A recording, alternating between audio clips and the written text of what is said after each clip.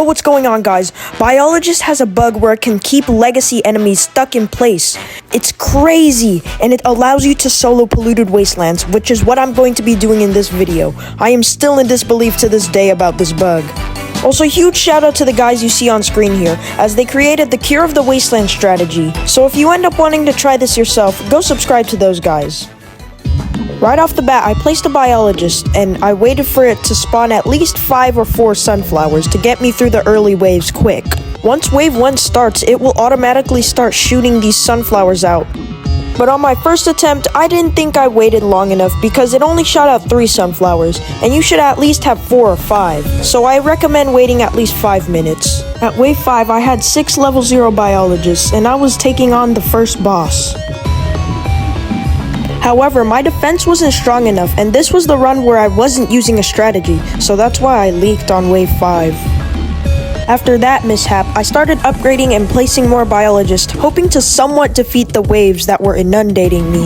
I started placing mortars on wave 9 to get some splash damage in. I was just barely scraping by every wave because all the enemies had so much health and there were so many of them. Splash damage is key to win this. Finally, on wave 15, I had my first encounter with the amalgamation, the first major boss in this solo run.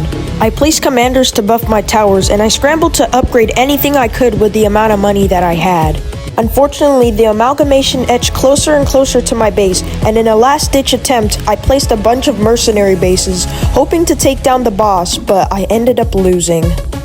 That's when I began wondering, what if I just use a strategy for this? And that's exactly what I did. I looked up strategies on YouTube to solo Polluted Wastelands 2, and I found this strategy that you see on screen here, and it's by this guy, so make sure you go subscribe to him, as it helped me have my first breakthrough in this solo Polluted Wastelands run. After 5 minutes of waiting, I finally started the game. This time, my biologist actually placed 5 sunflowers. This helped me take out the early waves easily. I began to place 6 level 0 biologists over the early waves, including the first one I placed down. After whatever that was, I began to upgrade biologists to level 3. But this time I was using a strategy, and instead of placing mortars after biologists, I would be placing mercenary base. After placing 3 level 2 mercenary bases and setting them to 2 grenadiers, I began to place mortars. After getting 5 level 3 mortars, I started placing commanders for the big wave, wave 15, my second encounter with the amalgamation. I began to command chain, and I set some of my biologists to stronger prior to this wave. I will admit, I didn't think I was gonna defeat the amalgamation this attempt, but I actually ended up doing it. The next step in the strategy was to start placing max minigunners, in which I did. The strategy said to use regular minigunner, but at the time, I didn't know that golden minigunner would really make a big difference. The mutagenic blight was easily discarded of as wave 18 rolled around right after. At this point, I was just spamming max minigunners because that's what the strategy told me to do, and I'm a strategy follower. Bro, don't ever say that again, please. Don't ever say that again. On wave 20, the next major boss appeared on the track, the Abomination. He can respawn after you kill him. As you could see, bro's head pops off and he still keeps going. Like, bro, where are you going? After he got really close to my base, we ended up taking him out. I wouldn't say easily because he got close to my base. That very next wave, the strategy said to replace my biologists with minigunners. Now correct me if I'm wrong, Bandit, but I think that you didn't specify where to place the biologists after you replaced them with the minigunners, because I ended up placing them in strategic areas to stun bait. After doing all that, I started maxing my mercenary bases and setting them to the riot guards. Well, actually I set them to grenadiers, but I should have set them to riot guards, but that's for another time. As you can see, in this point of the game, there was absolute chaos going around everywhere, and my game was kinda laggy. Then wave 24 rolled around. I had already maxed everything, and the first actual boss made its appearance on the track. And fortunately for me, the bug had worked on the Nuclear Guardian, stunning him in place. Then I had my first attempt at a mercenary base airdrop micro. It was really goofy because I was so slow at it. Then the nuclear monster made his appearance on wave 25, nerve-wracking me to the core. Now this is where it gets insane. the bug actually... Nope, I died. Man, my next attempt was absolutely amazing. At this point, I had attempted this challenge for over 2 hours. I did a lot of it off camera too, because, you know, I don't want to overextend this video. But let's just say I stumbled upon something called the Cure of the Wasteland strategy. Oh my god, bro. Oh, hell no, man. Following the strategy, it told me to place my biologist in a different spot, and it ended up spawning 7 sunflowers. That is insane. This jump-started my economy, and right off the bat, I thought this was going to be my win. This time, the strategy told me to place mortars after just placing 3 biologists, which surprised me a little bit.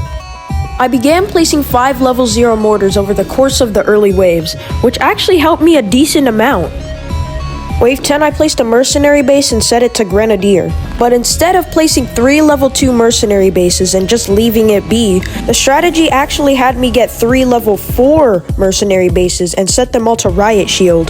This exponentially strengthened my defense by 10 times. Seriously, we took out the amalgamation super easily. The next step was to max mortars, which I did. After a bit of golden minigunners, commanders, mortars, mercenary bases, and maxing, we made it to the 24th wave, which was the same wave in which the boss would be stunned. As you can see here, I actually got pretty good at doing the mercenary base micro airdrop. Look, I don't really have a name for it either, okay? Anyways, the strategy told me to place the mercenary base where it's not touching the track, so its units wouldn't die. Wow, look at how good I got at microwing. I'm so proud of myself. Then it turned to wave 25. I frantically began command chaining, microbase airdropping, and just doing everything I could to take down this boss. I was hoping that the bug would end up working. Then amidst the chaos, the bug actually worked and the boss had stopped, locked in place, and I was just microing away, airdropping as much as I could. But alas, my friend, all good things must come to an end, because I disconnected from the game.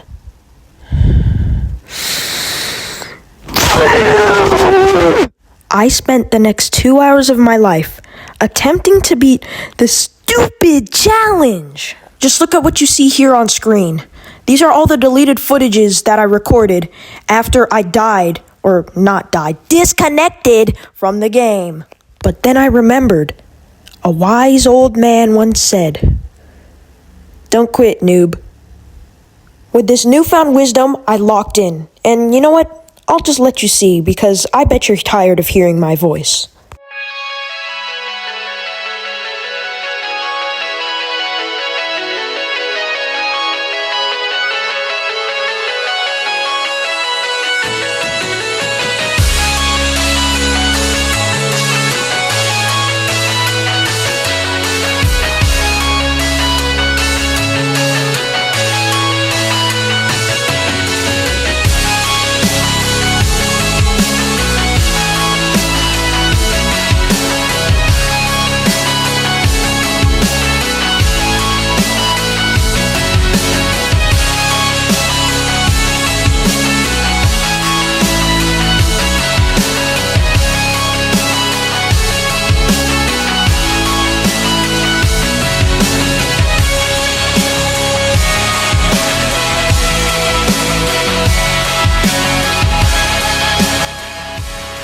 And that, ladies and gentlemen, was how I soloed Polluted Wastelands 2 with the overpowered biologist bug. Thank you for watching, and have a nice day. Peace!